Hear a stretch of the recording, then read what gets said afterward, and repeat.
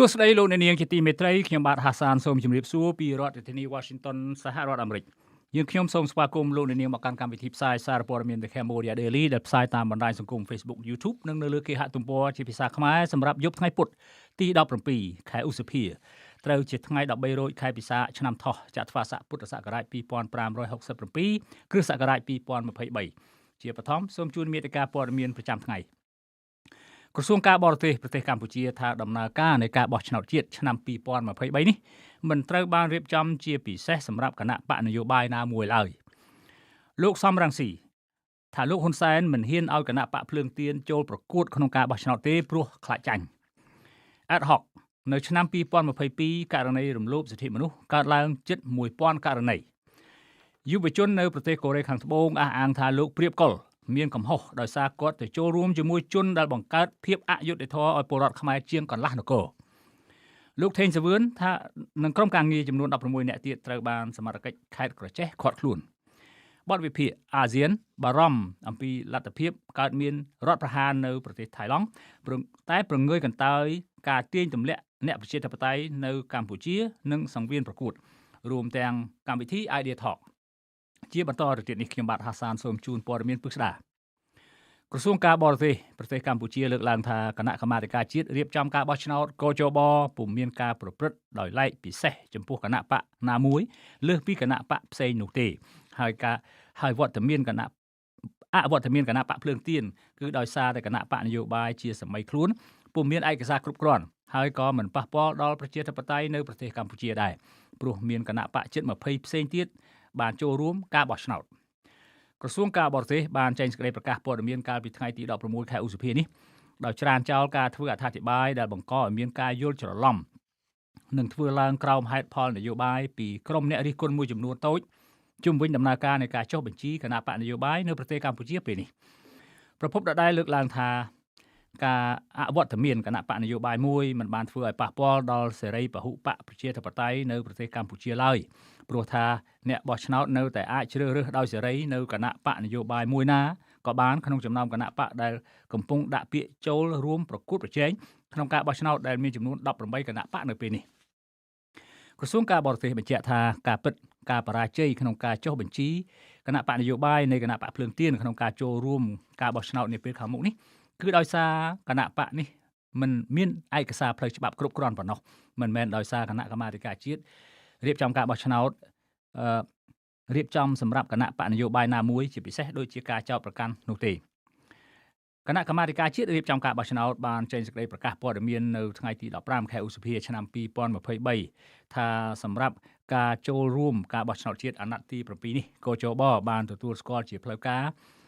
រចុះបញ្ជីគណៈបកនយោបាយចំនួន18គណៈបកហើយគណៈបកភ្លើងទៀនត្រូវបានបដិសេធមិនឲ្យចូលរួមការបោះឆ្នោតនេះទេកាលពីថ្ងៃទី15ខែឧសភាឆ្នាំ2023គណៈកម្មាធិការជាតិរៀបចំការបោះឆ្នោតបានបដិសេធការចុះបញ្ជីគណៈបកនយោបាយចូលឈ្មោះបោះឆ្នោតក្រោមហេតុផលថាគណៈបកនេះមិនបានភ្ជាប់មកជាមួយនៅប្រកាសស្តីអំពីការចុះបញ្ជីគណៈបកនយោបាយនៅក្រសួងមហាផ្ទៃដែលមានបញ្ជាក់នីតិអនុកូលកម្មនោះទោះជាយ៉ាងណាក៏ដោយគណៈបកភ្លើងទៀនបានអះអាងកាលពីថ្ងៃទី16ខែឧសភាថាខ្លួននឹងដាក់ពាក្យបណ្ដឹងទៅក្រមប្រឹក្សាធម្មនុញ្ញឲ្យជួយរកយុត្តិធម៌ក្នុងរឿងនេះអ្នកវិភាគឯករាជ្យនិងជាប្រធានវេទិកាពលរដ្ឋលោកកឹមសុខប្រាប់សារព័ត៌មាន The Cambodia Daily នៅថ្ងៃនេះថាការលើកឡើងរបស់ក្រសួងការបរទេសគ្រាន់តែបង្ហាញអំពីទង្វើរបស់គណៈកម្មាធិការជាតិរៀបចំការបោះឆ្នោតជាការរំលោភបំពានច្បាប់ដែលខ្លួនកំពុងជួយលុបលាងនិងបិទបាំងនៅពេលនេះតែប៉ុណ្ណោះលោកកឹមសុខអះអាងថានៅពេលដែលការបោះឆ្នោតមួយធ្វើឡើងដើម្បីតែការផ្ទេរអំណាចរបស់លោកហ៊ុនសែនទៅកូនប្រុសរបស់គាត់ដោយទប់ស្កាត់គណៈបកភ្លើងទៀនមិនឲ្យចូលរួមបោះឆ្នោតនេះគឺពិតជាធ្វើឲ្យប៉ះពាល់ដល់ប្រជាធិបតេយ្យយ៉ាងពិតប្រាកដព្រោះការបោះឆ្នោតធ្វើឡើងដើម្បីធានានៅដំណើរការអនុវត្តប្រជាធិបតេយ្យគឺមានន័យថាដើម្បីធានានៅសិទ្ធិនិងអំណាចរបស់ប្រជាពលរដ្ឋប៉ុណ្ណោះមិនមែនដើម្បីក្រុមណាមួយនោះទេអ្នកវិភាគឯករាជ្យរូបនេះបញ្ជាក់ថាការលើកឡើងពីក្រសួងការបរទេសដែលគ្រប់គ្រងសេចក្តីសម្រេចរបស់កោជបទាំងបំពេញច្បាប់បោះឆ្នោតបែបនេះបង្ហាញថាស្ថាប័នទាំងពីរនេះកំពុងសង្កត់ទៅក្រសួងមហាផ្ទៃឲ្យបដិសេធភាពស្របច្បាប់នៃគណៈបកភ្លើងទៀនជុំវិញករណីនេះប៉ុណ្ណោះ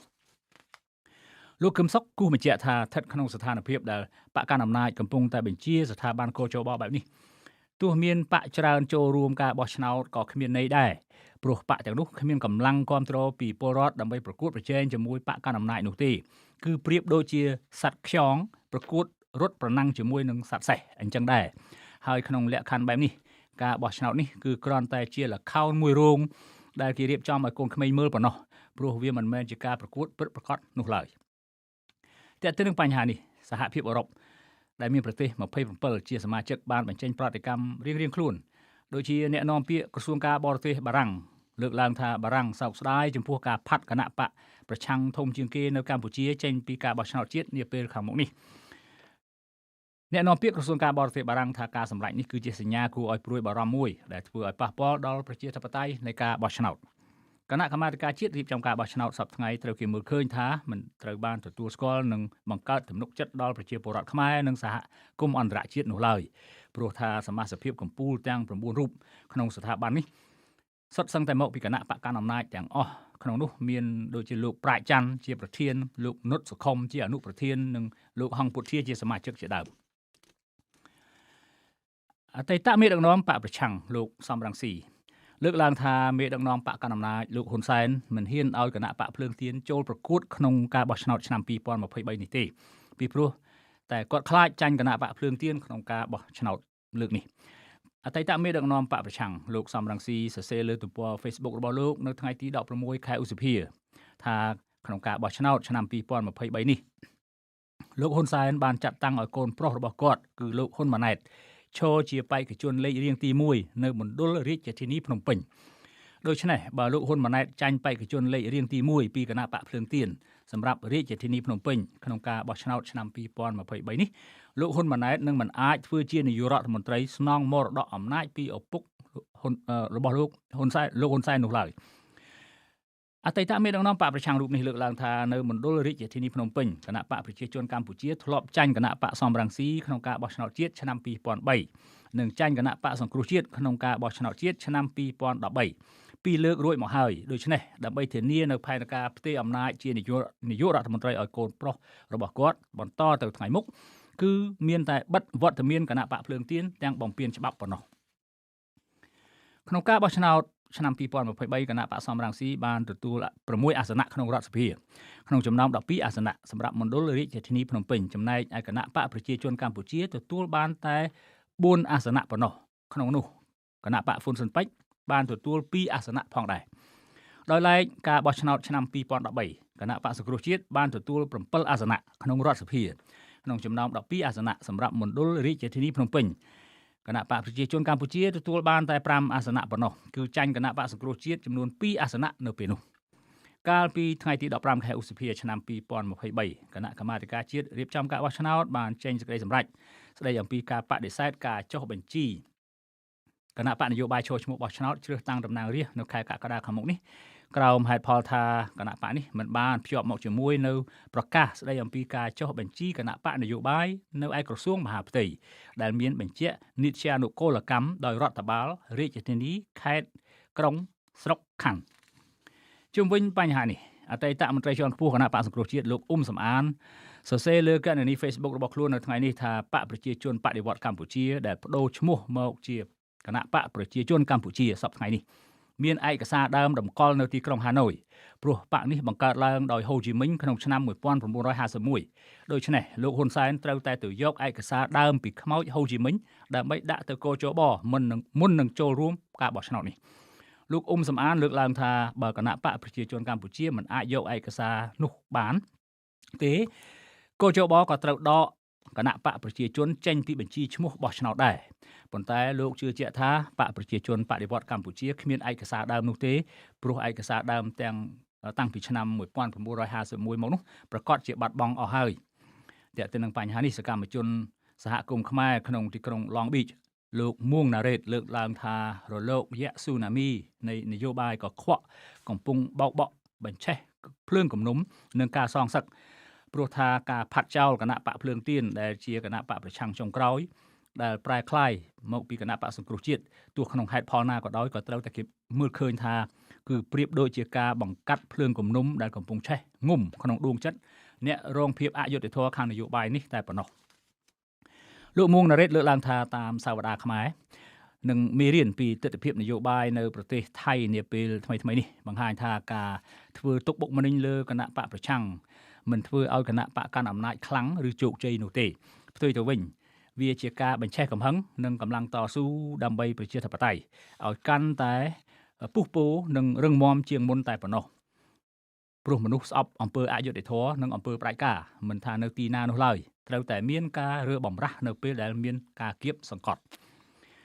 សកម្មជនសហគមន៍ខ្មែរក្នុងទីក្រុង Long Beach សហរដ្ឋអាមេរិករូបនេះបញ្ជាក់ថាដោយសាររដ្ឋធម្មនុញ្ញនៃប្រទេសកម្ពុជាតម្រូវឲ្យប្រទេសកំសត់មួយនេះប្រកាន់យករបបប្រជាធិបតេយ្យសេរីពហុបក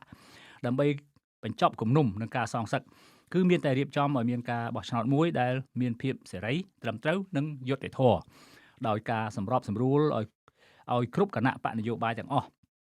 អាចចូលរួមប្រកួតប្រជែងដោយស្មើមុខគ្នានិងដោយគ្មានភាពភ័យខ្លាចគ្មានការគំរាមកំហែងគ្មានការបំផិតបំភ័យនិងគ្មានការធ្វើទុកបុកម្នេញតែប៉ុណ្ណោះក្រុមអ្នកសង្កេតការណ៍លើកឡើងថាបើផ្អែកតាមសម្លេងគាំទ្រពីពលរដ្ឋកាលពីការបោះឆ្នោតក្រុមប្រឹក្សាឃុំសង្កាត់ដែលគណៈបកភ្លើងទៀនទទួលបានការគាំទ្រ 2198 អាសនៈនោះបានបង្ហាញឲ្យឃើញថាគណៈបកក្រៅរដ្ឋាភិបាលមួយនេះអាចនឹងក្លាយជាកម្លាំងប្រកួតប្រជែងដ៏ធំមួយនឹងគណៈបកកណ្ដាលអំណាចនៅថ្ងៃបោះឆ្នោតខាងមុខនេះដូច្នេះហើយបានជាគណៈបកនេះតែងតែរងនៅការធ្វើទុកបុកម្នេញគ្រប់រូបភាពរហូតដល់មន្ត្រីជាន់ខ្ពស់មួយចំនួនរងនៅការគំរាមកំហែងរងនៅបណ្ដឹងរងនៅការរឹបអូសផ្ទះសម្បែងនិងរងនៅការចាប់ឃុំខ្លួនទាំងអយុត្តិធម៌សប្តាហ៍ថ្ងៃនេះថែមទៀត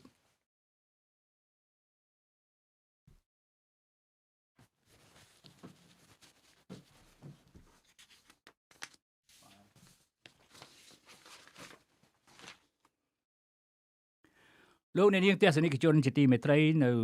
ក្នុងកម្មវិធីថ្ងៃនេះយើងមានកិច្ចសម្ភាសន៍ពិសេសជាមួយនឹងវាគ្មិនរបស់យើងគឺលោក Phil Robertson ហើយយើងនឹងជូនព័ត៌មានប្រចាំថ្ងៃជាបន្តទៅទៀតក្រោយកិច្ចសម្ភាសន៍សូមស្វាគមន៍លោកអ្នកនាងមកកាន់កម្មវិធី Idea Talk នៃសារព័ត៌មាន The Cambodia Daily ហើយរាត្រីនេះវាគ្មិនរបស់យើងគឺមានលោក Phil Robertson នាយករងទទួលបន្ទុកកិច្ចការតំបន់អាស៊ីនៃអង្គការឃ្លាំមើលសិទ្ធិមនុស្សអន្តរជាតិ Human Rights Watchលោកនឹងចូលរួមពិភាក្សាលើប្រធានបទស្ដីអំពីថាតើលទ្ធផលនៃការបោះឆ្នោតក្នុងប្រទេសថៃជះឥទ្ធិពលបែបណាខ្លះក្នុងការដឹកនាំនៅក្នុងតំបន់ប្រសិនបើលោកនាងមានចំណាប់អារម្មណ៍ហើយមានសំណួរឬយោបល់សូមសរសេរនៅក្នុងប្រអប់ comment ខាងក្រោមនៃកម្មវិធីផ្សាយរបស់យើងតាមអាស័យដ្ឋាន www.facebook.com/withoutfearorfavorkh Good morning from Washington DC Phil how are you Your mic is off.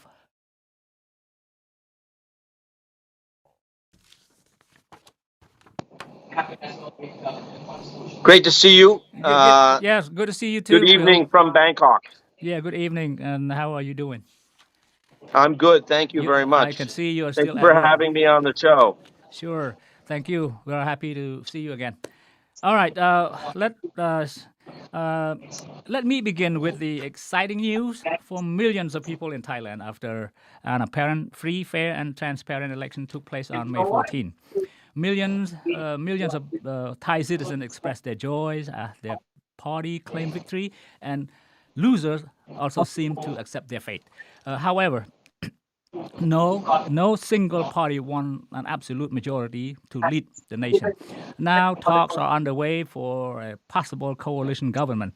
5 top military leaders and 1 police chief have indicated they would not vote for the new prime minister from their appointed Senate position, saying, according to the nation's newspapers, they wanted to remain neutral. They maintained their neutrality. Yeah, this leaves the number of the Senate seats to just 244 from 250, assuming the Election Commission will make an official announcement for who the winners are.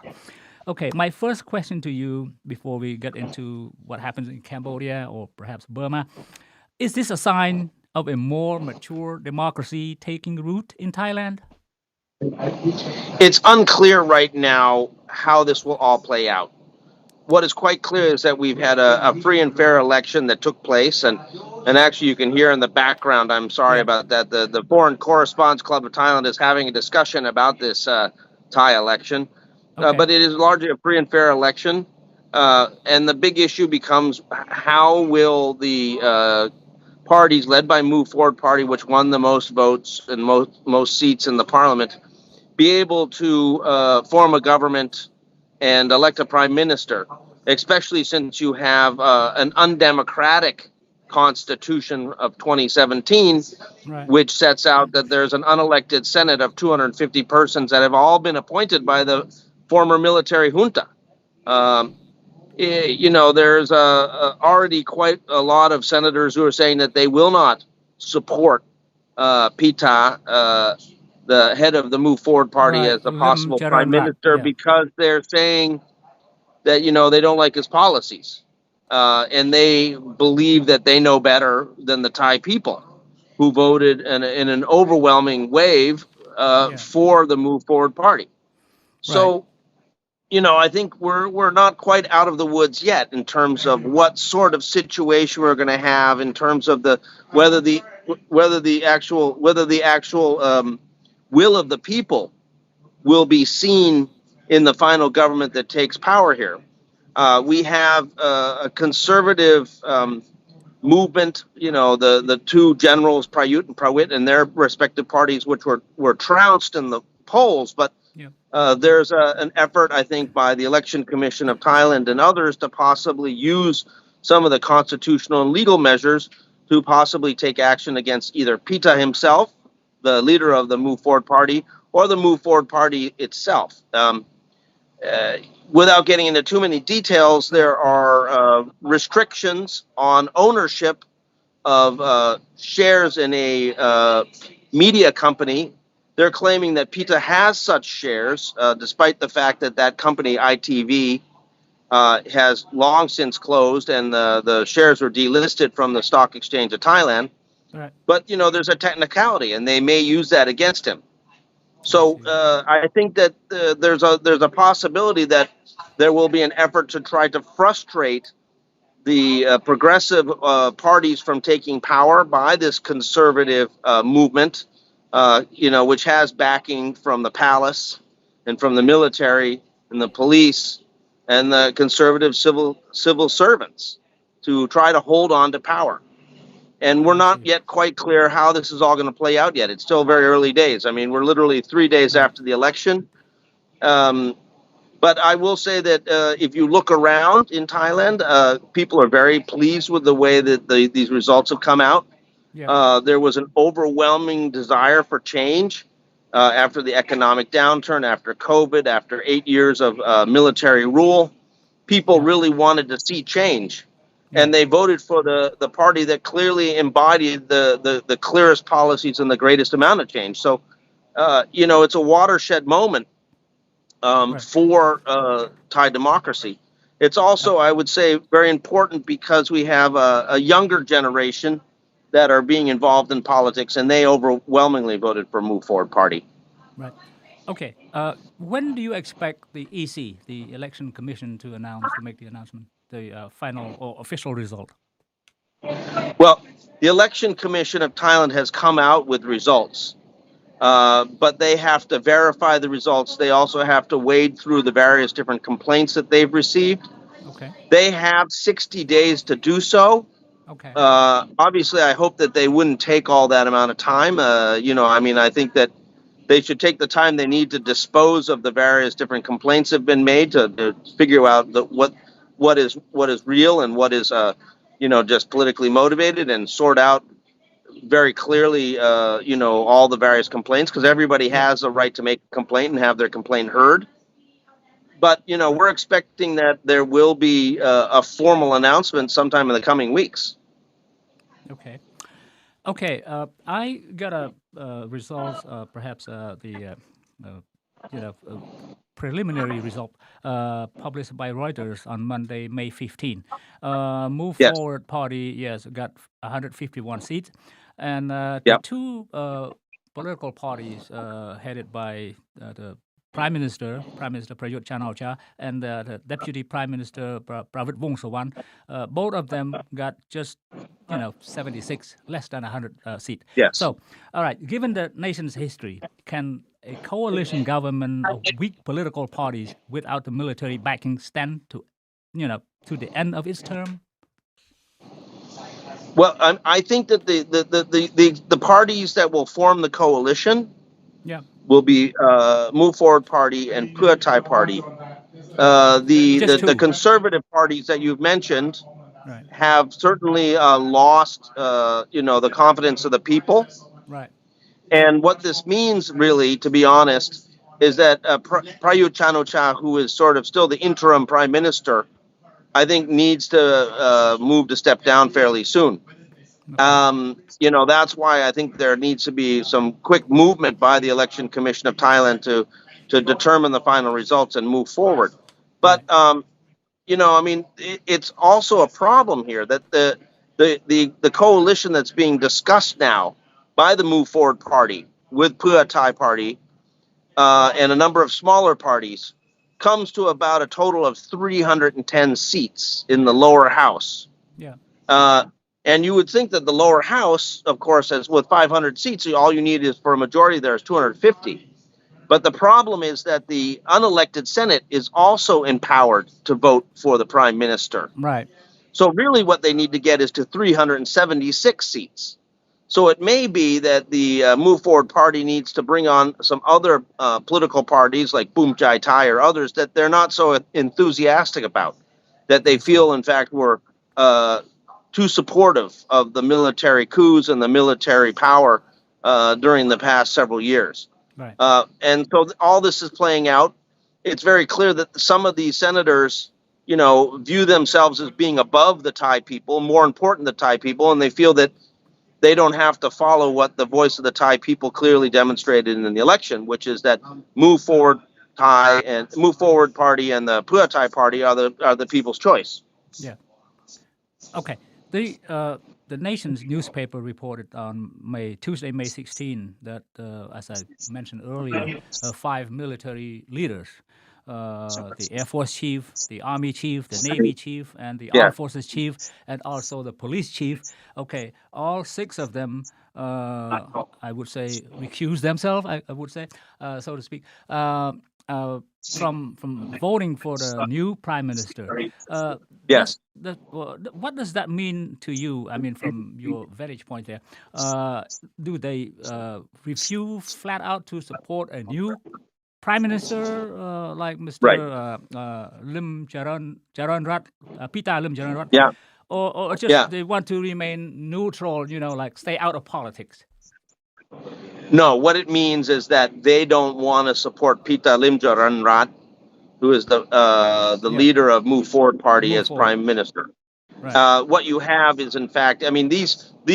senators who are the serving chiefs of the various military services and the police, they wouldn't have any problem voting for the prime minister if it was the person that they wanted, with either Prayut Chan-o-cha or Prawit Wongsuwan, the prime minister and the deputy prime minister of the military-controlled government. Yeah. This is them basically. They're trying to claim that they're recusing themselves simply because they want to duck a difficult decision, and they know that if in fact they voted against Pita in a vote for prime minister, that would rebound negatively on the image of the armed force that they actually represent. Okay. All right. So you just mentioned earlier that perhaps 2 parties would form a coalition government, the Pheu Thai and Move Forward. And move forward, yeah. Yeah, Move Forward and Pheu Thai. Phum Yes, Jai Thai with 71 seats. Well, Phum Jai Thai has not been invited to join the coalition yet. So there's a number of smaller parties. So you have Seri Rum Thai, you have Thai Sang Thai, you have a number of others. But the important thing is that the current count of parties that we know that Move Forward Party has invited to join the government, it stands at 310. I see. So they need to get another 66 votes from somewhere in order to have their nominee for prime minister made prime minister. I see. So was the Democrat Party invited to join the coalition? No, not yet. Not yet. It's possible that they may be in the future. We don't know. What we understood was that the Democrat Party, some people in the Democrat Party are saying that they will vote for the Move Forward Party candidate even if they don't join the coalition. So we'll see. I mean, right now there's so much uncertainty, and there's a lot of backroom negotiations between various different party leaders. It's almost impossible to stay up with the news about what is actually happening in these closed-door meetings. I see. Okay, we'll wait and see. Hopefully next week or so we'll probably know better. Okay, Yes. let's take a look at Cambodia, which is going Yes. to hold an election. Okay, in July. I would hardly call it an election. I would call it almost an anointment at this point. Okay, call whatever you want to call. Okay, the national election will be held on July 23rd. Okay, opposition leaders, one in home detention, another in exile, are banned from participating in the upcoming election. Okay, the Candlelight Party is now put out by the NEC, the National Election Committee, meaning it can't compete in the election. What can Cambodian leaders learn from its neighbor to the west? Well, learn anything? the Cambodian elections are going to be an absolute total joke. Hun Sen could just call it off right now because none of the remaining parties that are contesting against the CPP have any real standing. These are the so-called firefly parties, that don't really have the confidence of the Cambodian people, don't really have any significant backing.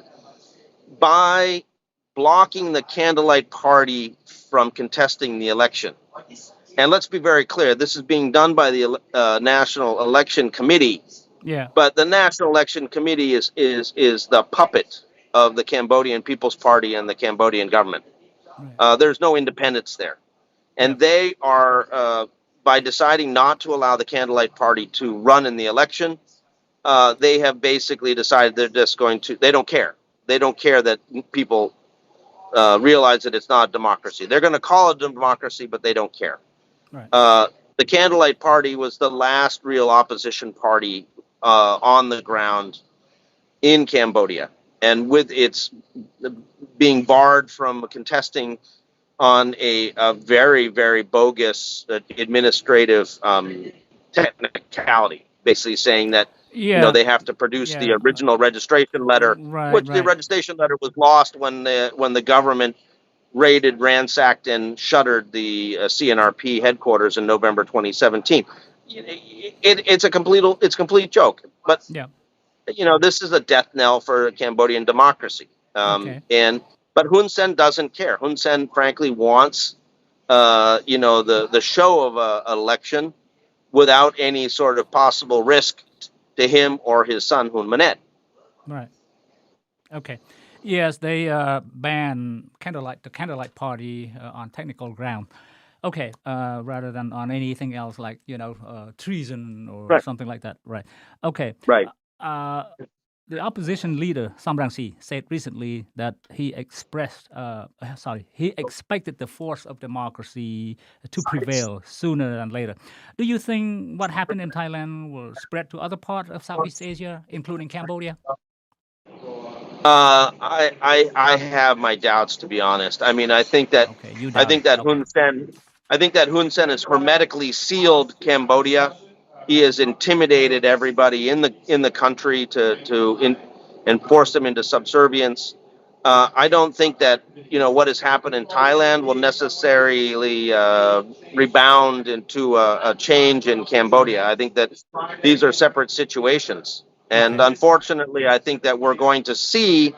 the Cambodian situation get worse and worse, get more autocratic, get more dictatorial, get more rights abusing, while Thailand hopefully heads the other way and moves away from military involvement in politics. The big difference in Thailand is that you have a military that believes that it can interfere in politics when it wants. Whereas in Cambodia, you have a prime minister who is in politics, who basically controls the army and the police 100%. And he can use force against anybody that he wants. And so I think that the situation in Cambodia is much worse. It's much more serious. It's much more dire. And I expect that, Cambodia has continued to sort of tumble towards a failed state when we talk about democracy, when we talk about good governance, when we talk about civil society.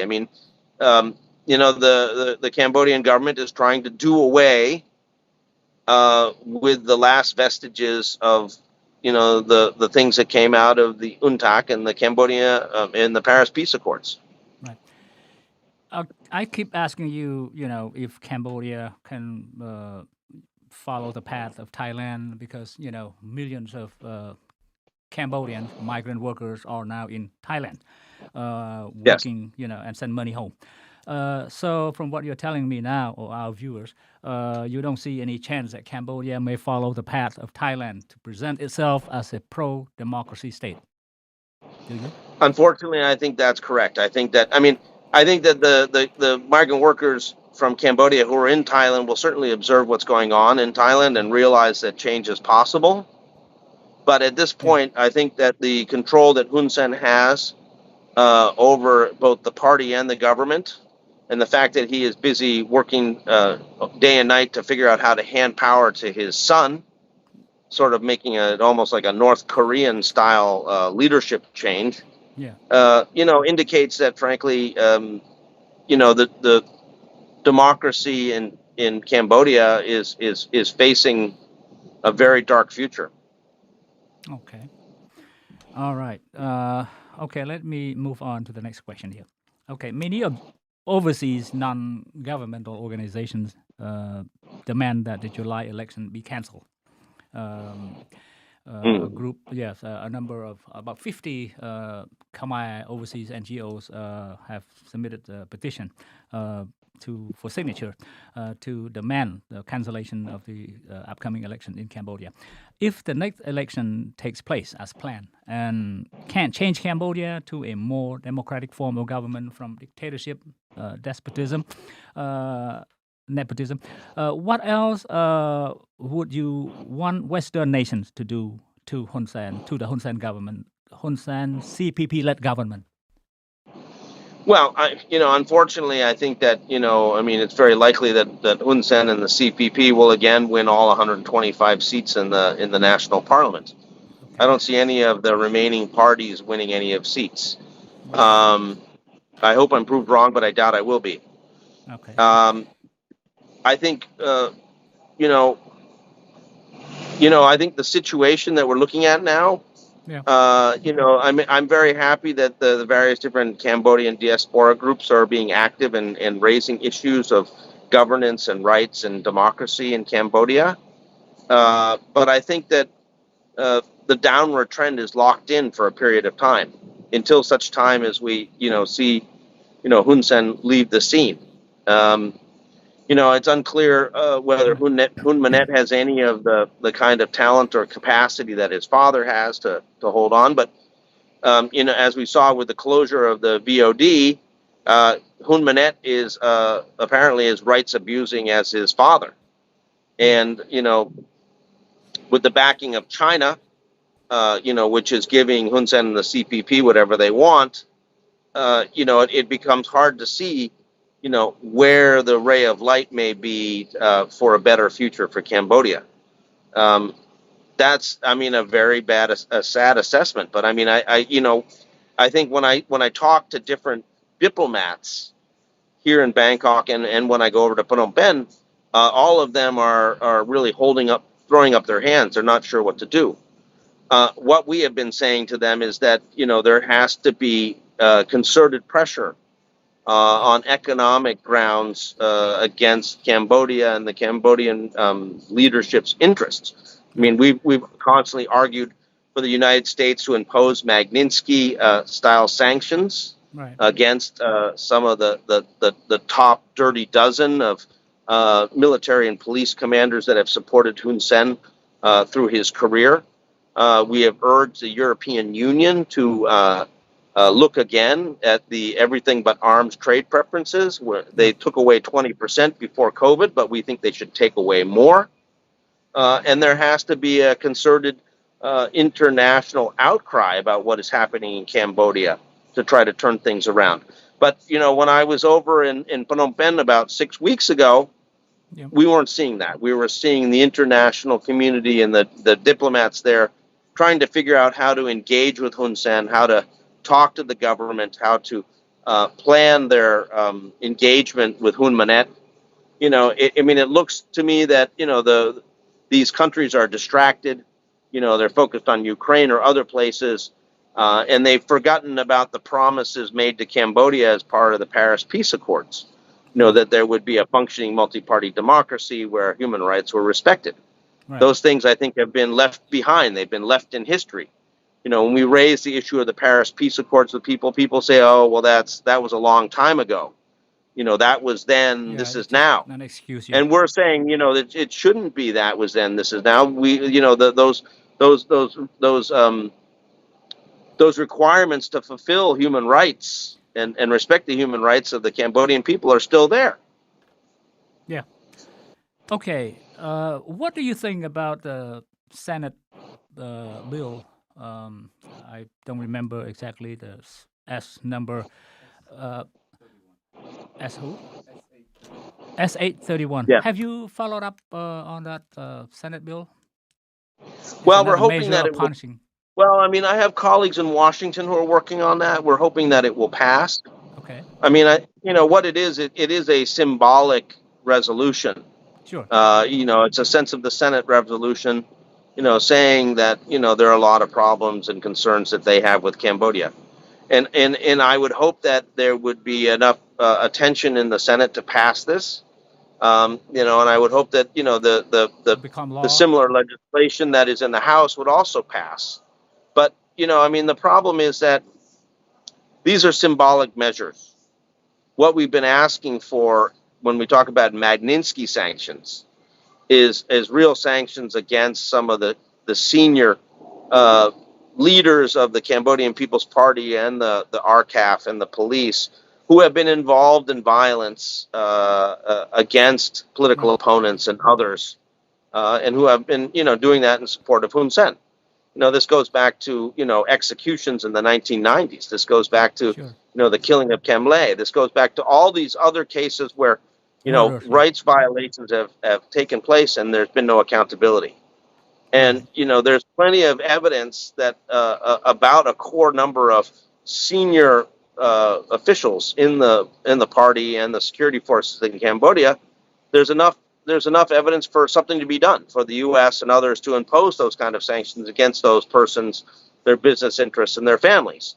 But again, we just don't get any action from the international community. We don't get any action from the U.S. We don't get much from the European Union. It's sort of like they've given up, that it's too hard. So we're not giving up. We're continuing to push very hard. We're continuing to demand action. But, it's becoming increasingly difficult to expect that we're going to get positive results. Okay. What happened in Cambodia maybe mimicked in Burma. Many observers agreed that the junta leaders in Myanmar or Burma appear to follow Hun Sen's footsteps, resisting calls from the international community to end violence and to restore democracy. They have taken a wait-and-see attitude, hoping that the West would soon exhaust their resolve and come back to do business with them as usual. What is your take on these views? Well, the situation in Myanmar is significantly worse than what we're seeing in Cambodia. Right. Let's be very clear. Myanmar is now in a state of civil war. Yeah. Where the military is waging war against the people and the people are fighting back. In fact, Cambodia is sort of hiding behind the example of Myanmar. They're sort of saying, well, why are you giving us a hard time? Why are you complaining about us? Look at Myanmar. Myanmar is so much worse. Why don't you work on Myanmar? Right. And the other repressive governments within ASEAN, like Vietnam, are doing the same thing. Say, hey, we're not so bad. Look at Myanmar. Yeah. These are games that are being played to try to distract and deflect pressure from the international community. But within Myanmar, what you have is a pure military coup, a military junta that is committing crimes against humanity on a daily basis against its own people. And so it is really a situation where we're calling on the International Criminal Court to get involved. But the problem is we the UN Security Council would have to make a referral of Myanmar to the International Criminal Court because Myanmar has not signed the Rome Statute establishing the court, so they're not a member of the court. Right. That's proved very difficult to achieve. But I think that we have within the situation in Myanmar, because it's so bad, there's a wider international community and greater interest in doing something. So, while the U.S. government may be sort of hanging their hands and not doing very much about Cambodia, they are trying to do a lot more on Myanmar. And there's a lot of pressure, both at the regional level at ASEAN as well as the international level, to try to do something about Myanmar. But it seems time and time again, in 1997, when Hun Sen was involved in the coup d'état, the situation was getting worse in Myanmar. When he was cracking down in 2017, everybody wasn't paying attention to what was happening in Cambodia because they were looking at the acts of genocide that were being committed against the Rohingya in western Myanmar by the Burmese military. So it seems every time that Hun Sen does something particularly nasty, at the same time Myanmar is doing something worse, and everybody pays attention to Myanmar and lets Hun Sen get off the hook. Okay, so from what you're saying, Cambodia, Vietnam, or Laos maybe are hiding behind what happens in Myanmar. Okay. Yeah. Now, just less than 2 months to the July election, Cambodian pro-democracy activists at home and abroad have now sought blessings from Hun Sen and joined his party and government right before the election. These include Priep Kol and many others. Priep Kol, as you know, who was the executive director of Transparency International Cambodia, is also now working for Hun Sen. And I believe the king gave him the title of a minister, accompanying the prime minister in the prime minister's cabinet. Okay. Right. My question to you, what do you think the international donors that have placed trust, confidence in some of these individuals, and when they flip, do you think that international donors have lost their confidence, and does it cause any integrity issues problem among NGOs in Cambodia? Well, I think that for the people who have sort of rushed over to join the CPP, I don't think that these are conversions of real faith. I think these are conversions of convenience. Right. That, people are facing pressure, they're being told that they're in real trouble and the only way to get out of it is if they join the CPP. We've seen a number of opposition people, of course, also crossing over, in order to get out of criminal charges that have been brought against them in, the sort of lapdog courts or various different things. And so, it goes for the same for the NGOs, that, pressure on the NGOs to toe the line for the CPP, they're trying to control everything. And, if I was a donor to some of these NGOs, I would certainly raise some various serious concerns. Yeah. And I would start thinking about whether I want to renew the grant to that NGO or not. But the problem is that, a lot of the donor pressure has diminished. Many of the donors are no longer giving money directly to the Cambodian government, at least from the Western donors. Right. Japan is still giving money, China is still giving money, Korea is still giving money, but the Europeans and the North Americans are not. They're giving money to civil society. Yeah. If Hun Sen starts co-opting senior figures in civil society and forcing them to join the CPP, I think what's going to result in just further diminishing of the amount of international assistance that is provided to Cambodia, because a lot of these donors will say, well, geez, there's a lot of other places in the world where there's significant need, places in Africa, places in Latin America. We can give the money there where we, have some real appreciation. We have some real civil society leaders and not these people who are turncoats who have, joined the the CPP under coercion and pressure. Right. Okay. Last question. Do you think the July election should proceed? You said it's a joke. You know, I mean, I understand that there's a petition and efforts to try to stop it. Yeah. But, you know, the reality is there isn't going to be any stopping it. Right. What I think it should be done, what I think should happen is that the international community should make it very clear now that with the blocking of the Candlelight Party to join, that there will be no free and fair election in Cambodia, that the election will be a joke, that they will not monitor, and that they will condemn this whole exercise now, before the election, and after the election, and that they will not treat the resulting leaders that come from this election as democratic leaders, that they will in fact be much more critical. They will treat them as the products of dictatorship that they are. Right. What do you think Cambodian overseas should do? Should we do anything? I'm sorry, what? What should Cambodians overseas? Yeah. What should Cambodian overseas do? I think Cambodian overseas should continue to voice their concerns. They should continue to organize their groups and demand changes in their homeland. Yeah. I think that I think that they have to continue to be vocal. They need to be going to the governments like the U.S. government, the Australian government, French government, the British government, and others, yeah, and demanding that their government in the countries where they now live take the very serious problems in Cambodia seriously, and that they act to try to defend democracy and human rights. I think the fact that they're outside the country and they're voting, in their new countries, doesn't mean that they should forget Cambodia. They should be speaking out to Cambodia, and they should demand that the governments that now represent them, the new places where they're living, that they have a clear policy towards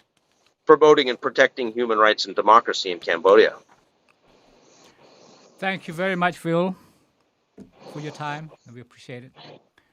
And I hope to see you again. Thank you so much for having me on the show. Sure, I really appreciate it. Please share with us whatever you can find out later on, okay, in that part of the world. Thank you. All right. Thank you so much. Sure. Take care. Good night. Thank you. Bye. Look, Phil Robertson. Phil Robertson is Asia Director for Human Rights Watch, based in Thailand. He's an expert on many issues in Southeast Asia and the whole of Asia. Okay, ខ្ញុំសូមប្រែដោយសង្ខេបព្រោះយើងនៅមានព័ត៌មានប្រចាំថ្ងៃជាបន្តទៅទៀតបាទអំពីអ្វីដែលលោក Phil Robertson នាយកកិច្ចការអាស៊ីនៃអង្គការឃ្លាំមើលសិទ្ធិមនុស្ស Human Rights Watch ដែលមានទីតាំងនៅប្រទេសថៃទី1តេតិននឹងការបោះឆ្នោតថ្មីនេះនៅក្នុងរាជាណាចក្រថៃឡង់លោកថាលទ្ធផលមិនទាន់ថាយ៉ាងណានោះទេហើយការវិវត្តទៅជាយ៉ាងណានោះក៏មិនទាន់កំណត់ច្បាស់លាស់ដែរពីព្រោះអត់មានគណៈបកណាមួយដែលឈ្នះឆ្នោតដាច់ផុតគេដើម្បីបង្កើតរដ្ឋាភិបាលមួយទៅអនាគតដោយខ្លួនឯងដូច្នេះហើយបានជាមានការចរចាគ្នាក្រោយវាំងននស្ងាត់ថាតើត្រូវយកគណៈបកណាខ្លះមកចូលរួមបង្កើតជារដ្ឋាភិបាលចម្រុះពីព្រោះកម្លាំងប្រជាធិបតេយ្យបានបង្ហាញថាប្រជាពលរដ្ឋមិនចង់បានមេដឹកនាំដែលធ្វើរដ្ឋប្រហារកាលពីប្រហែលឆ្នាំមុននោះតទៅទៀតទេហើយមេដឹកនាំ2មាននាយករដ្ឋមន្ត្រីប្រយុទ្ធច័ន្ទអចារ្យនេះមួយហើយនឹងលោកឧបនាយករដ្ឋមន្ត្រីប្រវិតវង្សសុវណ្ណ2ដែលបានបង្កើតគណៈបក2ដែរដើម្បីមកបំបែកសិលឹកឆ្នោតហើយនឹងត្រៀមដូចថាបន្តតំណែងកាន់អំណាចតទៅមុខទៀតក៏ប៉ុន្តែការឆ្លើយតបពីប្រជាពលរដ្ឋសម្លេងពលរដ្ឋបានបង្ហាញថាគេមិនចង់បានរបៀបដឹកនាំចាស់របៀបចាស់នោះតទៅទៀតទេគឺចង់បានថ្មីហើយក៏មានគណៈបក2ដែលថ្មីគឺគណៈបកទៅមុខ move forward នោះគណៈបកឆ្ពោះទៅមុខនោះហើយនឹងគណៈបកភឿថៃ ដែលគណៈបកឈ្មោះទៅមុខនោះគឺបាន151កៅអីនិងគណៈបកភឿថៃដែលមានកូនស្រីលោកអតីតនាយករដ្ឋមន្ត្រីស៊ីណាវ៉ាត់នៅក្នុងនោះដែរនោះបាន141កៅអីក៏ប៉ុន្តែមិនគ្រប់ចំនួនដែលនឹងត្រូវបង្កើតគណៈបកនេះដូច្នេះត្រូវការគណៈបកដទៃផ្សេងៗទៀតប៉ុន្តែមានគណៈបកខ្លះគេដូចជាមិនចង់ចូលរួមហើយមានគណៈបកខ្លះទៀតនោះដែលមានទំនាក់ទំនងជិតស្និទ្ធជាមួយនឹងក្រុមមេដឹកនាំយោធាឬក៏មន្ត្រីរាជការផងនោះក៏ចេះតែចង់ដូចថាឃើញការកាន់តំណែងពីរបបចាស់នោះបន្តទៅមុខទៀតជាទូទៅតាមប្រវត្តិសាស្ត្រស្រុកថៃបើសិនណាជាគ្មានរដ្ឋប្រហារទេនោះគឺថាគណៈបកផ្សេងដែលឡើងមកកាន់អំណាចក៏ត្រូវការការគ្រប់គ្រងពីព្រះមហាក្សត្រហើយនឹងការគ្រប់គ្រងពីក្រមយោធាបើគ្មានក្រមយោធាទេនោះគណៈបកនោះដូចជាមិនរឹងមាំហើយមួយទៀតមេដឹកនាំយោធា5រូបរួមទាំងមេប៉ូលីស1រូបបានសម្រេចចិត្តថាគេមិនទៅបោះឆ្នោតឲ្យនាយករដ្ឋមន្ត្រីថ្មីទេក្រុមមេដឹកនាំយោធាទាំងនោះមានសម្លេងនៅក្នុងព្រឹទ្ធសភា250រូបដក6រូបចេញពួកអ្នកមន្ត្រីខាងយោធានោះគឺនៅសល់244ដូច្នេះហើយមិនគ្រប់ចំនួនដែលត្រូវបោះឲ្យនាយករដ្ឋមន្ត្រីណាមួយឡើងកាន់តំណែងទៅក្នុងរដ្ឋាភិបាលទៅថ្ងៃមុខនោះទេក៏ប៉ុន្តែការបោះឆ្នោតនៅក្នុងប្រទេសថៃក៏ជារឿងមួយដែរដែលលោក Phil Robertson ថាវាខុសប្លែកពីប្រទេសកម្ពុជាគឺថាមេដឹកនាំថៃហាក់បីដូចជាគេនាំគ្នាធ្វើដំណើរងាកចេញពីផ្លូវមួយដែលគេរិះគន់ពេញពិភពលោកដូច្នេះហើយក៏ផ្ដល់ឱកាសឲ្យពលរដ្ឋថៃជ្រើសរើសហើយការជ្រើសរើសដោយសេរីយុត្តិធម៌និងត្រឹមត្រូវនោះមានតម្លាភាពនោះគឺបង្ហាញថាពលរដ្ឋជ្រើសរើសអញ្ចឹងអត់ចង់បានមេដឹកនាំបែបយោធាទៀតទេប៉ុន្តែនៅប្រទេសកម្ពុជាវិញខ្ញុំងាកមកប្រទេសកម្ពុជាគឺថាលោកថាការបោះឆ្នោតខែកក្កដាថ្ងៃ23នេះគឺជារឿងកំប្លុកកំប្លែងមួយដែលមិនគួរកើតមានពីព្រោះអីការបោះឆ្នោតនេះនឹងមិនប្រព្រឹត្តទៅដោយសេរីយុត្តិធម៌ត្រឹមត្រូវសុចរិតមានតម្លាភាពអ្វីនោះទេពីព្រោះលោកហ៊ុនសែនលោកក្តាប់ទាំងអស់នៅក្នុងនយោបាយថៃគឺថាពួកយោធាលូកដៃតែពេលណាគេត្រូវការលូកនៅក្នុងប្រទេសកម្ពុជាលោកនាយករដ្ឋមន្ត្រីហ៊ុនសែនលូកដៃគ្រប់ពេល24ម៉ោង7ថ្ងៃមួយអាទិត្យដូច្នេះគាត់គ្រប់គ្រងប្រទេសនឹងដោយខ្លួនលោកទាំងស្រុងថៃគេទុកចែកឱកាសឲ្យក្រុមអ្នកធ្វើការក្នុងរដ្ឋាភិបាលហ្នឹងរដ្ឋនាយករដ្ឋមន្ត្រីស៊ីវិលហ្នឹងធ្វើកិច្ចការផងបើមានការប៉ះពាល់ដល់បញ្ហាសន្តិសុខជាតិបញ្ហាអនាគតប្រទេសជាតិបានទាហានលូកដៃដូច្នេះហើយបានជាឃើញថាមេទាហានទាំង5រូបរួមនឹងមេប៉ូលីស1រូបផងនោះគេបានប្រកាសថាគេនឹងមិនលូកដៃនៅក្នុងរឿងបោះឆ្នោតឲ្យនាយករដ្ឋមន្ត្រីថ្មីមួយឡើងកាន់អំណាចនោះទេក៏ប៉ុន្តែអាចជាលេសមួយផងដែរនៅក្នុងប្រទេសកម្ពុជាដដែលគឺថាការបោះឆ្នោតដែលពុំមានគណៈបកប្រឆាំងមួយគួរឲ្យជាទីពឹងនោះគឺថាជាការបោះឆ្នោតមួយដែលវាមិនសុចរិតវាមិនសេរីវាមិនស្អីទៅហើយដូច្នេះហើយបានជាលោកគិតថាវាជាការកំប្លុកកំប្លែងហើយការទាមទារពីក្រុមអង្គការក្រៅរដ្ឋាភិបាលនៅក្រៅស្រុកក្តីនៅក្នុងស្រុកក្តីដែលទាមទារថាមិនចាំបាច់បោះឆ្នោតឬក៏ឲ្យបិទការបោះឆ្នោតខែកក្កដានោះជាការត្រឹមត្រូវមួយក៏ប៉ុន្តែលោកមិនជឿថាលោកហ៊ុនសែននឹងធ្វើតាមសំណើរបស់អ្នកដែលស្នើសុំឲ្យឈប់បោះឆ្នោតខែកក្កដានោះទេគឺថាលោកហ៊ុនសែននឹងត្រូវតែធ្វើពីព្រោះបំណងរបស់គាត់មិនមែនក្នុងការធ្វើដំណើរឆ្ពោះទៅរកលទ្ធិប្រជាធិបតេយ្យពិតប្រាកដនោះទេគឺជាដំណើរទៅរករបៀបដូចជាប្រទេសកូរ៉េខាងជើងដែលចង់ឲ្យកូនឡើងស្នងតំណែងបន្តពីឪពុកដូច្នេះហើយលោកមិនសង្ឃឹមបាទហើយលោកក៏មើលឃើញថាពិភពលោកសហគមន៍អន្តរជាតិក៏ដូចជាមិនឃើញធ្វើអ្វីឲ្យគួរឲ្យកក់ក្ដៅដែរឆ្លើយតបទៅនឹងអ្វីដែលលោកហ៊ុនសែននឹងក៏ធ្វើពីព្រោះគេតែងតែនិយាយថារឿងអីមកដាក់ចាប់កំហុសតែប្រទេសកម្ពុជាប្រទេសវៀតណាមនៅប្រទេសភូមាហ្នឹងចូលដល់ ដំណាក់កាលមួយគេហៅថាសង្គ្រាមស៊ីវិលច្បាំងគ្នាឯងក្នុងស្រុកទៅហើយមិនក៏មិនដោះស្រាយនៅនោះដូច្នេះហើយលោកប្រើពាក្យថាប្រទេសផ្ដាច់ការមួយចំនួននៅតំបន់អាស៊ីអាគ្នេយ៍នេះគឺនាំគ្នាលាក់ពីក្រោយប្រទេសភូមាលាក់ខ្លួនពីក្រោយប្រទេសភូមាដោយសារភូមានឹងមានរឿងធំដុំជាងខ្លួននោះក៏ពេលណាគេនិយាយរឿងក្នុងប្រទេសកម្ពុជានិយាយរឿងប្រទេសវៀតណាមប្រទេសលាវពួកទាំងអស់នោះតែនិយាយថាមិនក៏មិនទៅដោះស្រាយនៅប្រទេសភូមាទៅមកដោះស្រាយយើងរឿងនៅស្រុកយើងមានអីអត់មានបញ្ហាអីផងបាទដូច្នេះហើយវាជាការពិបាកហើយលោកក៏បានជួបនឹងមន្ត្រីទូតពីប្រហែលសប្តាហ៍មុននៅប្រទេសកម្ពុជាដែរហាក់បីដូចជាគេមិនដឹងជាចង់ធ្វើយ៉ាងម៉េចជាមួយនឹងលោកហ៊ុនសែនប៉ុន្តែលោកចង់ឃើញឲ្យប្រទេសដែលប្រកាន់ប្រជាធិបតេយ្យគោរពច្បាប់ទម្លាប់នោះចាប់ផ្ដើមដូចថាឈរលើចំហររឹងប៉ឹងឲ្យឃើញហើយខ្មែរនៅក្រៅស្រុកក៏អាចមានឥទ្ធិពលដែរតែឲ្យតែចេះធ្វើកិច្ចការឲ្យបានត្រឹមត្រូវគឺថាជួយធ្វើយ៉ាងម៉េចបញ្ចេញសកម្មភាពបញ្ចេញឥទ្ធិពលឬក៏បញ្ចេញ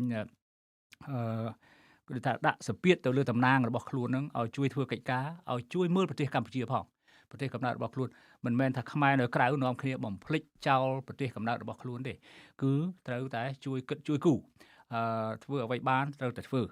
ហើយមធ្យោបាយមួយដែលអាចធ្វើបាននោះគឺថាយើងអាចសរសេរអាចស្នើសុំទៅតំណាងរបស់យើងជាតំណាងរាស្ត្រក្តីជាសមាជិកព្រឹទ្ធសភាក្តីឲ្យជួយយកចិត្តទុកដាក់ហើយបន្ថែមសម្ពាធទៅលើរដ្ឋាភិបាលមួយដែលយើងចង់ជាពលរដ្ឋកន្លះនគរឬក៏មួយនគរចង់ឃើញការផ្លាស់ប្ដូរហើយមិនមែនថាយើងនៅក្រៅធ្វើអីមិនកើតសោះនោះទេហើយប្រជាពលរដ្ឋខ្មែរដែលទៅធ្វើការនៅប្រទេសថៃរាប់លានអ្នកនោះក៏តាមដានព្រឹត្តិការណ៍នៅប្រទេសថៃនឹងដែរលោកថាលោកបានជួបមនុស្សមួយចំនួនគឺថាប្រទេសថៃហ្នឹងគេដើរបានបែបប្រជាធិបតេយ្យមួយកម្រិតហេតុអ្វីខ្មែរនៅជាប់នៅហ្នឹងធ្វើមិនបានដូច្នេះវាជារឿងមួយគួរតែសួរខ្លួនឯងដែរដែលកាលពីថ្ងៃមុនលោកមេធាវីម៉ាក់ម៉ូស្ទីនលោកមានប្រសាសន៍ថាអាហ្នឹងយើងជាម្ចាស់ឆ្នោតត្រូវពិនិត្យសារឡើងវិញថាតើប្រជាធិបតេយ្យដែលគេគ្រប់គ្រងសពថ្ងៃដែលគេនាំគ្នាហៅថាប្រជាធិបតេយ្យដែរនោះវាត្រឹមត្រូវដែរឬអត់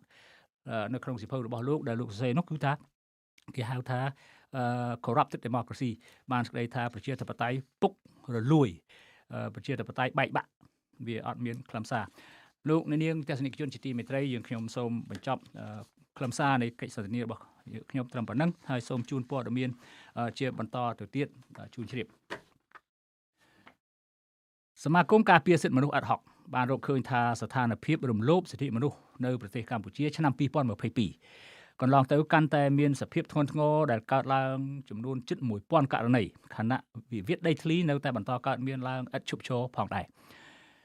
បើតាមសេចក្តីរាយការណ៍សង្ខេបពីសមាគមការពារសិទ្ធិមនុស្សអាត់ហុកស្តីអំពីស្ថានភាពសិទ្ធិមនុស្សឆ្នាំ2022ចេញផ្សាយជាសាធារណៈនៅថ្ងៃទី17ខែឧសភានេះបង្ហាញថាករណីរំលោភសិទ្ធិមនុស្សកើតឡើងចំនួន549ករណីដែលចំនួននេះបានកើនឡើង392ករណីបើប្រៀបធៀបឆ្នាំ2021គឺមានតែ157ករណីប៉ុណ្ណោះករណីរំលោភសិទ្ធិមនុស្សដែលអាត់ហុករកឃើញនោះគឺការគំរាមកំហែងសកម្មភាពនយោបាយកើតឡើងរហូតដល់ទៅ218ករណីហើយការរឹតបន្តឹងសេរីភាពជួបជុំ118ករណីនិងរឹតបន្តឹងសេរីភាពបាតុកម្មចំនួន65ករណី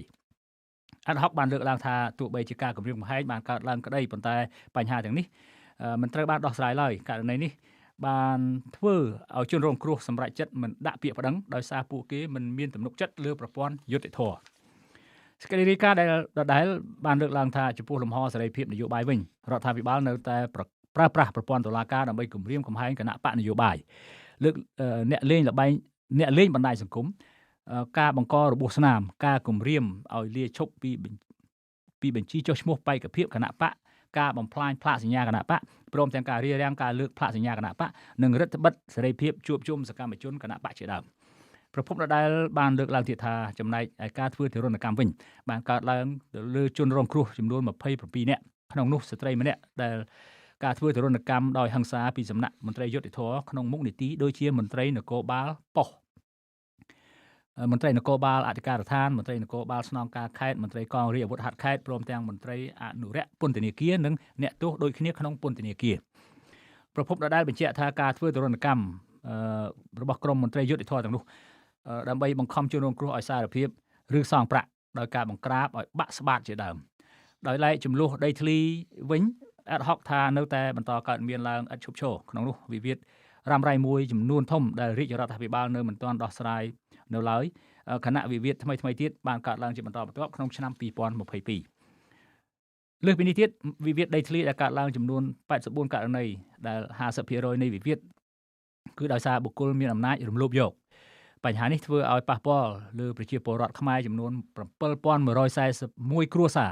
ដែលមានទំហំដីទំហំ 9831.11 ហិកតាក្នុងនោះជាង 97% ជាវិវាទរ៉ាំរ៉ៃហើយមកដល់ដំណាច់ឆ្នាំ2022នៅមិនទាន់ដោះស្រាយនៅឡើយទេក្រៅពីបញ្ហាដីធ្លីនេះករណីរំលោភបំពានលើសិទ្ធិស្ត្រីនិងកុមារក៏កើតឡើង288ករណីកើនឡើង64ករណីបើប្រៀបធៀបនឹងឆ្នាំ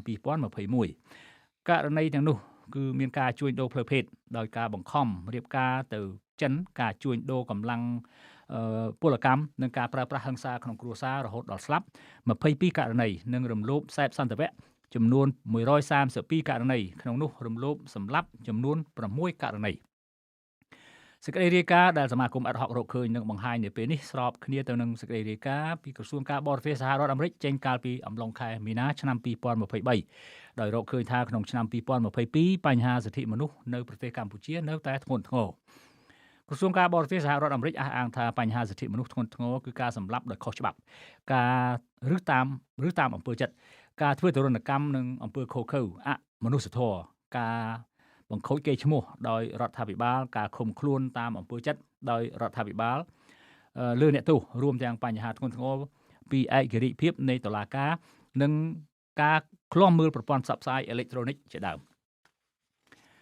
សមាជិកចលនាយុវជនគណៈបក្សសង្គ្រោះជាតិថាលោកព្រាបកុលមានកំហុសដោយសារគាត់ទៅចូលរួមជាមួយជនដែលបង្កើតភាពអយុត្តិធម៌ឲ្យពលរដ្ឋខ្មែរជាងកន្លះនគរប្រធានចលនាយុវជនគណៈបក្សសង្គ្រោះជាតិប្រចាំប្រទេសកូរ៉េខាងត្បូងត្អូញត្អែថាការសម្រេចចិត្តទៅចូលរួមធ្វើកិច្ចការជាមួយបុគ្គលណាម្នាក់មិនមែនជាកំហុសនោះទេដើម្បីជួយប្រទេសជាតិព្រោះជាសិទ្ធិរបស់បុគ្គលម្នាក់ប៉ុន្តែកំហុសរបស់លោកព្រាបកុលគឺនៅត្រង់ថាគាត់បានទៅចូលរួមជាមួយជនដែលបង្កើតភាពអយុត្តិធម៌ឲ្យពលរដ្ឋខ្មែរជាងកន្លះនគរដែលស្មើនឹងគាត់ទៅចូលរួមគ្រប់គ្រងអំពើអយុត្តិធម៌នេះដែរសូមបញ្ជាក់ថាអំបញ្ញមិញនេះលោក Phil Robertson បានឆ្លើយតបនឹងសំណួរថាតើការទៅចូលរួមចោះចូលជាមួយនឹងគណៈបកប្រជាជនកម្ពុជានៅពេលនេះតើលោកយល់យ៉ាងណានោះគឺថាលោកបាននិយាយថាអ្នកដែលចោះចូលគឺជារឿងឲ្យដោះការលំបាកមួយពេលតែប៉ុណ្ណោះមិនមែនជារឿងទៅចូលរួមដើម្បីទៅជួយកសាងជាតិអ្វីនោះទេប្រធានចលនាយុវជនគណៈបក្សសង្គ្រោះជាតិប្រចាំប្រទេសកូរ៉េខាងត្បូងលោកយ៉ងស៊ីណេតសរសេរលើកណនី Facebook របស់លោកនៅថ្ងៃនេះថាអំពើអយុត្តិធម៌របស់មនុស្សដែលលោកព្រាបកុលបានទៅចូលរួមជាមួយគឺពិតជាមិនអាចឲ្យជនរងគ្រោះជាងកន្លះនគរទទួលយកបានទេជាពិសេសពួកគេបានកាត់ក្តីឲ្យប្រធានគណៈបក្សសង្គ្រោះជាតិលោកកឹមសុខាជាប់ឈ្មោះជាបទក្បត់ជាតិទាំងអយុត្តិធម៌និងប្រន្ទាទោសឲ្យលោកជាប់ពន្ធនាគារជិត30ឆ្នាំនៅពេលនេះលោកយ៉ងស៊ីណេតបញ្ជាក់ថាទោះជាយ៉ាងណាក៏ដោយលោកនៅតែអរគុណលោកព្រាបកុលដែលកន្លងមកធ្លាប់បានបង្ហាត់បង្រៀនឲ្យរូបលោកឲ្យចេះដាំស្ពៃគ្រាន់កំដរជីវិតដោយមិនចាំបាច់លក់ឧត្តមកតេមនសិការនិងក្បត់សតិសម្បជញ្ញៈខ្លួនឯងព្រោះតែបាយ3ពេលការអះអាងរបស់សមាជិកចលនាយុវជនគណៈបក្សសង្គ្រោះជាតិប្រចាំប្រទេសកូរ៉េខាងត្បូងនេះគឺធ្វើឡើងបន្ទាប់ពីលោកព្រាបកុលកំពុងរងនៅការរិះគន់យ៉ាងចាស់ដៃពីក្រុមអ្នកវិភាគក្រុមអ្នកឃ្លាំមើលសង្គមនិងក្រុមអង្គការសង្គមស៊ីវិលបន្ទាប់ពីគាត់បានទៅចុះចូលជាមួយរដ្ឋាភិបាលលោកហ៊ុនសែននាពេលថ្មីនេះកាលពីថ្ងៃទី13ខែឧសភាឆ្នាំ2023ព្រះករុណាព្រះបាទសម្ដេចព្រះបរមនាថនរោត្តមសីហមុនីបានចេញព្រះរាជក្រឹត្យតែងតាំងលោកព្រាបកុលជារដ្ឋមន្ត្រីប្រតិភូអមនាយករដ្ឋមន្ត្រីតាមសំណើទូលថ្វាយរបស់មេដឹកនាំបកកណ្ដាលអំណាចលោកហ៊ុនសែនអតីតនាយកប្រតិបត្តិអង្គការតម្លាភាពកម្ពុជាលោកព្រាបកុលបានលើកឡើងក្នុងសន្និសីទសារព័ត៌មាននៅថ្ងៃទី16ខែឧសភាឆ្នាំ2023ថាការសម្រេចចិត្តរបស់លោកដែលសម្រេចចុះចូលជាមួយរដ្ឋាភិបាលក្រោមការដឹកនាំដោយបកប្រជាជនកម្ពុជានៅពេលនេះគឺដោយសារតែតាមការពិនិត្យរបស់លោកជុំវិញការដឹកនាំរបស់រាជរដ្ឋាភិបាលកម្ពុជាតាំងពីអាណត្តិទី1ដល់នៅឆ្នាំ1993រហូតដល់អាណត្តិទី6ឆ្នាំ2018គឺមានលក្ខណៈល្អគ្រប់ជ្រុងជ្រោយលើសពីនេះទៀតក៏មានការលុបបំបាត់អំពើពុករលួយនិងធ្វើឲ្យមានតម្លាភាពផងដែរខណៈកំណែទម្រង់ខ្លះគឺត្រូវការពេលវេលាដើម្បីធ្វើបន្ត តែទៅនឹងបញ្ហានេះនាយិកាមជ្ឈមណ្ឌលសិទ្ធិមនុស្សកម្ពុជាអ្នកស្រីចော့សុភាពបានសរសេរលើកណនី Facebook របស់ខ្លួនកាលពីថ្ងៃទី16 ខែឧសភាថាអ្វីដែលគួរឲ្យកត់សម្គាល់ចំពោះការចោះចូលនិងការតែងតាំងមុខនីតិសម្រាប់អ្នកចោះចូលជាមួយបកកណ្ដាលអំណាចនៅពេលនេះគឺអ្នកស្រីផ្ដោតទៅលើផលជាវិជ្ជមាននិងអវិជ្ជមានប៉ុណ្ណោះអ្នកស្រីចော့សុភាពលើកឡើងថាផលជាវិជ្ជមានគឺនៅត្រង់ថាបើមន្ត្រីដែលទទួលការតែងតាំងទាំងនោះមានសមត្ថភាពជួយបម្រើការងារពិតប្រាកដនោះគឺជាផលបូកដល់អភិបាលកិច្ចតែផលអវិជ្ជមានគឺនៅត្រង់ថាបើការតែងតាំងនោះគ្រាន់តែជាឧបករណ៍នយោបាយដែលធ្វើឲ្យក្បាលម៉ាស៊ីនរដ្ឋាភិបាលកាន់តែធំទៅចំណាយលុយជាតិកាន់តែច្រើនឡើងវិញនោះគឺគ្រាន់តែជាផលដកដល់អភិបាលកិច្ចប៉ុណ្ណោះនាយិកាមជ្ឈមណ្ឌលសិទ្ធិមនុស្សកម្ពុជារូបនេះបញ្ជាក់ថាអ្នកស្រីសង្ឃឹមថាបុគ្គលទាំងឡាយដែលធ្លាប់រិះគន់អំពីការរីកធំនៃក្បាលម៉ាស៊ីនឬការដឹកនាំប្រទេសដែលមានរដ្ឋមន្ត្រីរដ្ឋលេខាធិការអនុរដ្ឋលេខាធិការឬក្រសួងដ៏ច្រើនសន្ធឹកសន្ធាប់នៃរដ្ឋាភិបាលសប្តាហ៍ថ្ងៃនេះគឺអាចនៅតែមើលឃើញនៅបញ្ហាទាំងនេះដើម្បីធ្វើកំណែតម្រង់នៅពេលដែលពួកគេមានឱកាសចូលរួមជាមួយរដ្ឋាភិបាលដែលខ្លួនធ្លាប់រិះគន់កន្លងមកប៉ុណ្ណោះតែទៅនឹងបញ្ហានេះក្រុមអ្នកសង្កេតការណ៍លើកឡើងថាការសម្រេចចុះចូលជាមួយរដ្ឋាភិបាលកម្ពុជានៅពេលនេះទំនងមិនមែនធ្វើដើម្បីធ្វើកំណែតម្រង់ការដឹកនាំរដ្ឋាភិបាលនោះទេប៉ុន្តែការចុះចូលគឺដើម្បីជាខ្នងបង្អែកសម្រាប់មុខជំនួញអចលនទ្រព្យរបស់គាត់តែប៉ុណ្ណោះត្បិតមានគំរូច្រើនមកហើយអ្នកដែលចុះចូលជាមួយលោកហ៊ុនសែនមិនដែលឃើញកែរដ្ឋាភិបាលឯកបៈនេះបានទេគឺមានតែធ្វើតាមរបៀបដឹកនាំលោកហ៊ុនសែនដែលកំពុងបម្រើផលប្រយោជន៍ឲ្យគ្រួសារហ៊ុនតែប៉ុណ្ណោះប្រពន្ធដដែលលើកឡើងថារដ្ឋាភិបាលលោកហ៊ុនសែនមិនដែលទៅសុំអង្វរឲ្យលោកព្រៀបកុលជួយរដ្ឋាភិបាលរបស់គាត់ទេព្រោះគាត់មានធនធានមនុស្សគ្រប់គ្រាន់ហើយប៉ុន្តែករណីនេះគឺពួកគេមានប្រយោជន៍តាក់ទងខាងក្រោមលេសដើម្បីប្រយោជន៍ជាតិក្នុងនោះលោកហ៊ុនសែនកំពុងគៀងគរក្រុមប្រឆាំងឲ្យចុះចូលជាមួយខ្លួននៅមុនការបោះឆ្នោតខណៈលោកព្រៀបកុលនឹងទទួលបានបនស័កសម្រាប់ការពារមុខជំនួញរបស់ខ្លួនផងដែរនឹងកំពុងចាប់យកឱកាសធ្វើធំក្នុងរដ្ឋាភិបាលដែលលោកហ៊ុនសែនកំពុងរៀបចំឲ្យលោកហ៊ុនម៉ាណែតដឹកនាំទៅថ្ងៃមុខផងដែរ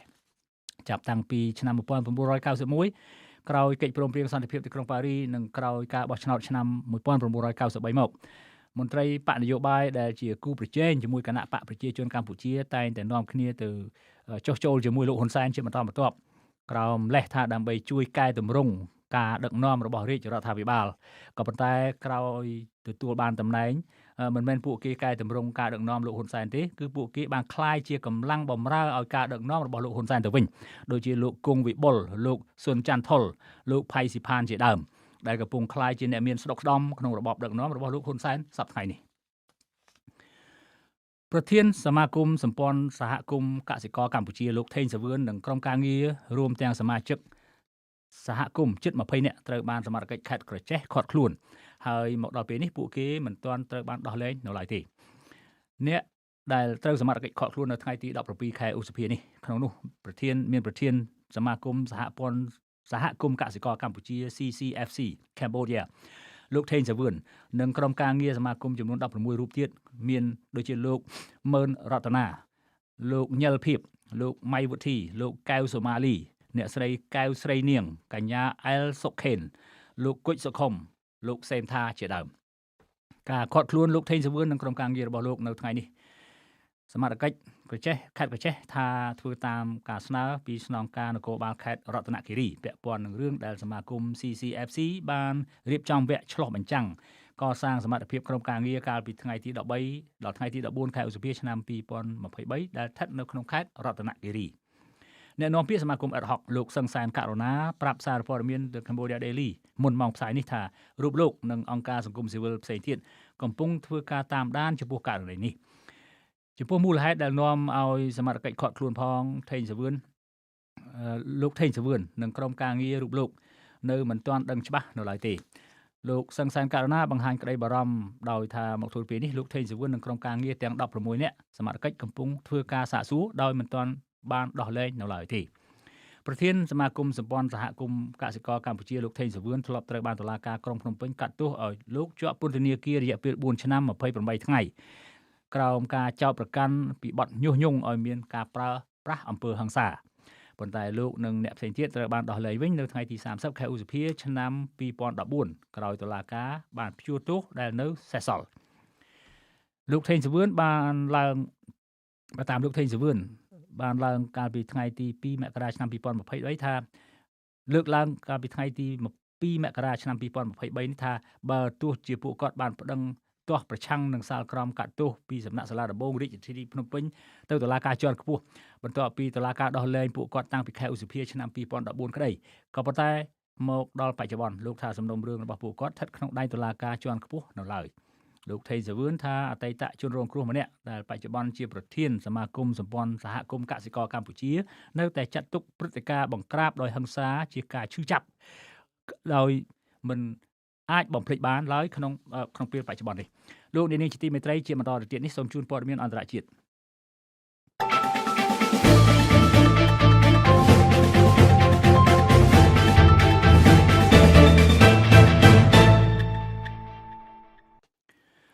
នៅពេលប្រជាធិបតេយ្យនៅប្រទេសភូមាត្រូវបានពួកយោធារំលាយតាមរយៈការធ្វើរដ្ឋប្រហារកាលពីឆ្នាំ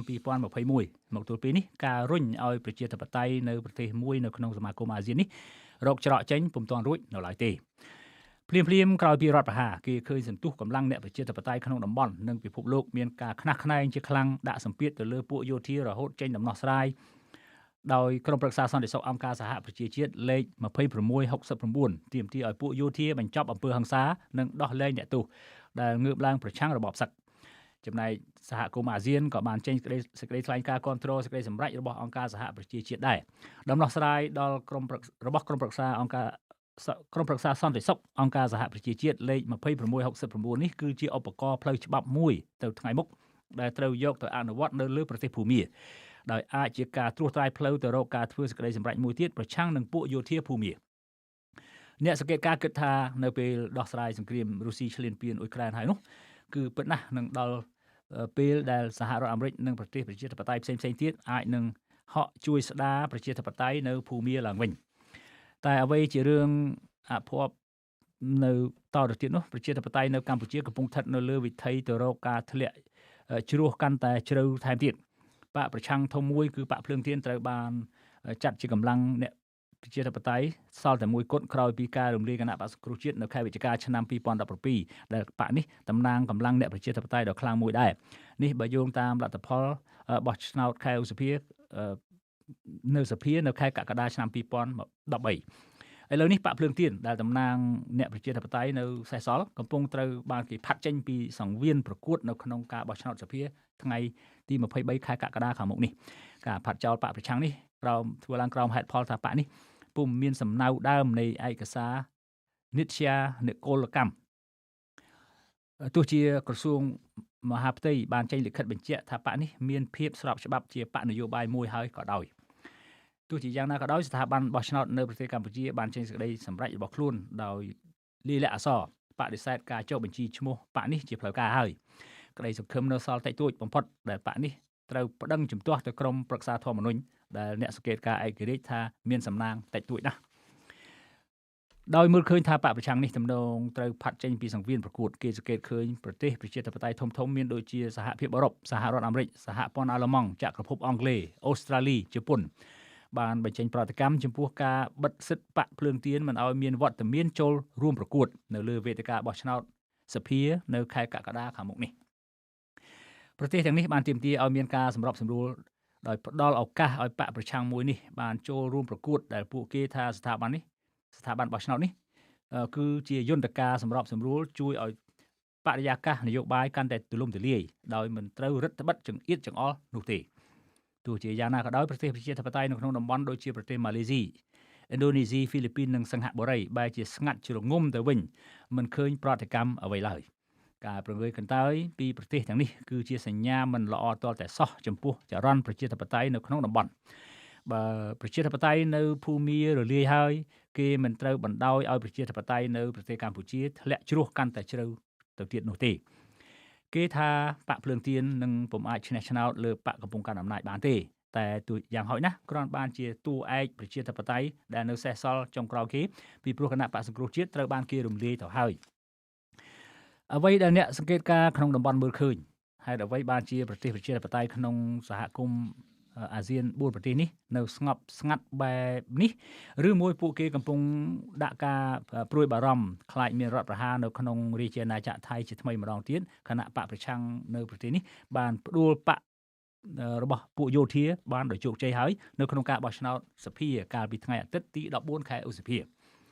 ដ្ឋប្រហារទំនងនឹងអាចកើតងាយបានទៀតព្រោះទីក្រុងបាងកកដែលមាន33អាសនៈត្រូវបានបកប្រឆាំងដណ្ដើមអស់ហើយតាមរយៈលទ្ធផលនេះប្រជាជនថៃនៅក្រុងបាងកកច្រើនលានអ្នកជាពិសេសគឺយុវជននឹងមិនបណ្ដោយឲ្យមានរដ្ឋប្រហារនោះទេពួកគេប្រកាសណាស់នឹងប្រយុទ្ធដើម្បីសេរីភាពនិងឆន្ទៈរបស់ពួកគេដែលពួកគេបានផ្ដួលរំលំពួកយោធាតាមរយៈការបោះឆ្នោតទៅហើយនោះអ្នកសង្កេតការខ្លះមើលឃើញថារដ្ឋប្រហារអាចកើតងាយទៀតមិនមើលឃើញថារដ្ឋប្រហារអាចកើតងាយទៀតនោះទេដោយសារតែពួកយោធានិងអ្នកជ្រុលនិយមនៅថៃដូចជាកាន់តែអស់ឥទ្ធិពលហើយដោយសារតែការវាយបំបាក់របស់យុវជនថៃបើផ្ទុះរដ្ឋប្រហារពិតណាស់នឹងមានការបង្ហូរឈាមហើយបដិវត្តរបស់យុវជនថៃនឹងផ្ទុះឡើងដែរលោកនាងជាទីមេត្រីក្រុមហ៊ុន Nationwide Healthcare នៅទីក្រុង Cleveland រដ្ឋ Ohio ជាក្រុមហ៊ុនផ្ដល់សេវាថែទាំសុខភាពតាមផ្ទះផ្នែកសុខាភិបាលដូចជាសេវាលាងរបួសការតាមដានសម្ពាធឈាមការតាមដានជាតិស្ករនិងសេវាជាច្រើនផ្សេងទៀតលោកនាងអាចតាក់ទងទៅកាន់អាស័យដ្ឋានលេខ5700 Chevrolet Boulevard Palma Ohio 44130ឬទូរស័ព្ទលេខ440 888 និងតាមគេហទំព័រ www.nationwidehc.com លោកអ្នកនាងក៏អាចស្វែងរកទំព័រ Facebook របស់យើងតាមអាស័យដ្ឋាន www.facebook.com/withoutfearorfavorkh សូមជម្រាបថានេះជាការបើកទំព័រជីវិតទី2នៃសារព័ត៌មាន The Cambodia Daily លើប្រព័ន្ធអ៊ីនធឺណិតដែលយើងនឹងនាំមកជូនលោកអ្នកនាងនៅព័ត៌មានទាន់ហេតុការណ៍សេចក្តីរាយការណ៍លម្អិតបទវិភាគនិងវេទិកាសួរដេញដោលនានាពាក់ព័ន្ធនឹងស្ថានភាពនយោបាយយោធាសេដ្ឋកិច្ចសិល្បៈវប្បធម៌ការអប់រំកីឡានិងកម្មវិធីជាច្រើនផ្សេងទៀតសារព័ត៌មាន The Cambodia Daily ជាសារព័ត៌មានឯករាជ្យដែលបម្រើនិងដើរតាមបន្ទាត់មាគ៌ាវិជ្ជាជីវៈសារព័ត៌មាននិយាយការពិតឥតភ័យខ្លាចឥតអនុគ្រោះក្នុងទិសដៅធ្វើវិភាគទានផ្ដាល់យុត្តិធម៌សង្គមមិនស្ថិតក្រោមឥទ្ធិពលបុគ្គលក្រុមបកឬពួកណាមួយនោះឡើយហើយក៏មិនមែនជាវេទិកាសម្រាប់បណ្ដុះមនុស្សឲ្យទៅគ្រប់គ្រងអ្នកជនផ្ដាច់ការនោះដែរលោកអ្នកនាងជាទីមេត្រីយើងខ្ញុំសូមអរគុណលោកអ្នកនាងដែលបានខិតខំចំណាយពេលវេលាតាមដានស្ដាប់និងទស្សនាកម្មវិធីផ្សាយសារព័ត៌មាន The Cambodia Daily តាមបណ្ដាញសង្គម Facebook យើងនឹងវិលមកជួបលោកអ្នកនាងទៀតនៅថ្ងៃស្អែកប្រសិនបើលោកអ្នកនាងមានសំណួរឬយោបល់សូមសរសេរទៅកាន់កម្មវិធីផ្សាយរបស់យើងតាមអាស័យដ្ឋាន www.facebook.com/withoutfearorfavorkh សូមជូនពរលោកអ្នកនាងឲ្យបានប្រកបតែសេចក្តីសុខសេចក្តីចម្រើនគ្រប់ទិវារាត្រីសូមជម្រាបលា